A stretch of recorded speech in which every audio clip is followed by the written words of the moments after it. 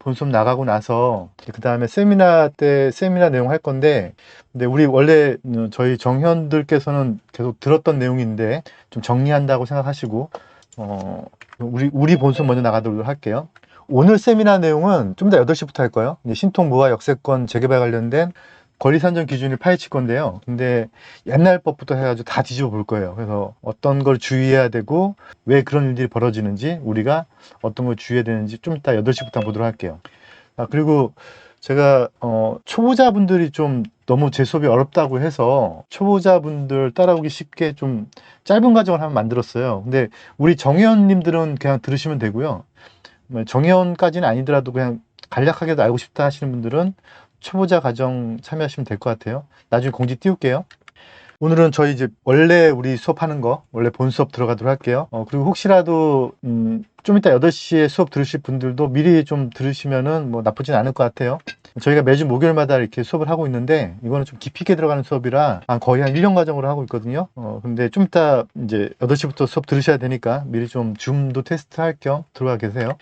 지금 재개발 사업을 하다 보면 관련된 업체들이 되게 많은데, 이 업체들에 대해서 뭐 우리가 투자자 입장에서 굳이 알아야 되느냐 뭐 이렇게 생각하실 수도 있는데, 근데 제가 몇 번 말씀드리지만 이 공급자 입장에서 분석을 해보면, 그러면은 소비자 입장에서 좀 더 디테일하게 알 수가 있어요. 그래야 이게 어떻게 흘러가는지에 대해서 알 수 있거든요. 그래서 이 재개발 재건축 관련된 정비사업 관련된 일들이 진행이 되면서 어떤 업체가 붙고 어떤 업체가 어떤 일을 하게 되고, 그리고 조합은 어떤 일을 하는지, 조합원들은 또 거기에 어떤 일들을 맡게 되는지, 뭐 시공의 역할 뭐 이런 것들에 대해서 좀 정립을 해드려 보도록 할게요.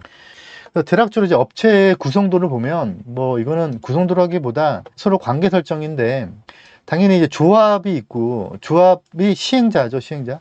조합이 인허가를 받기 위해서 바로 관으로 가면 그러면 돼요. 능력만 있으면. 그러면 정비사업 전문관리업, 행정용역이죠. 필요가 없어요. 그런데 그런 업체들이 없죠. 왜 없냐면은 그런 일을 잘 할 만한 사람들이 없는 거죠. 그래서 어쩔 수 없이 요 정비사업 전문관리업자가 조합의 업무를 대행해서 주는 거죠. 예. 그리고 조합이 해야 될 일들을 전부 다 서류로 꾸며주는 일들, 모든 일들을 이렇게 하게 돼요.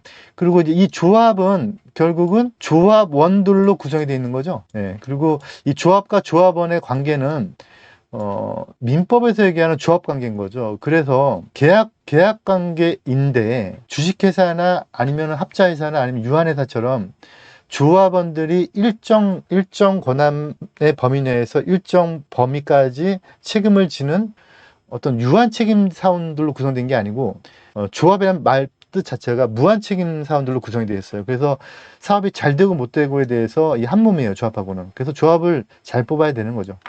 그리고 이제 보통 이제 OS가 이 조합원을 설득하게 되는데, 아까 보여줬던 그 홍보활동비에 얘기하는 그 OS를 얘기하는 거예요. 그런데 사실 이거는 이제 구조도가 이렇고요. 실제적으로 현장에서 그 현장이 메이드 되는 과정을 보면, 조합이 딱 결성이 돼서 조합이 조합원들로부터 동의서 얻어서 이렇게 되는 경우가 별로 없어요. 어떻게 일이 진행이 되냐면, 정비 사업자가 현장을 고르고요. 저 같은 사람이죠. 저 현장을 골라서 조합원 중에서 한 명을 설득을 해서 조합장을 만든 다음에 그 사람한테 OS하고 계약을 맺게 하고, 정비 사업자가 먼저 OS한테 돈을 주고, OS를 통해서 조합원들한테 동의서를 걷고, 지금은 워낙에 좀 강행 규정이 많아서 좀 잘 안 그렇긴 한데, 옛날에는 동의서 거둘 때요, 뭐 40%까지는 뭐 동의서 한 잔당 10만 원, 20만 원, 뭐 50% 넘어가면 동의서 한 잔당 100만 원, 200만 원씩 막 주고 그랬었어요. 누구한테 주냐면 이 OS 담당자한테 주는 거죠. 조합원들한테 동의서 하나 걷어오면 그러면 돈을 일정 부분 주는 거죠. 그 돈을 조합이 정비업체 통해서 주는데, 결국은 그 돈을 누가 준다고 했죠? 잠깐 말씀드렸죠? 누가 준다고 했죠? 결국은 조합원들이 관리처분 내역서상에 주게 되는 거죠. 그래서 실제 현장은 그렇고요. 근데 논리적으로 봤을 때는 그렇지 않고요. 논리적으로 봤을 때는 조합이 조합원을 설득을 하는 과정에서 업무 용역을 OS한테 맡기고, 그런 다음에 조합이 결성이 돼서 사업을 추진하면 행정 용역을 정비사업 전문관리업자한테 맡긴다. 그러면 모든 서류를 꾸며서 이렇게 가게 된다. 이렇게 되고요.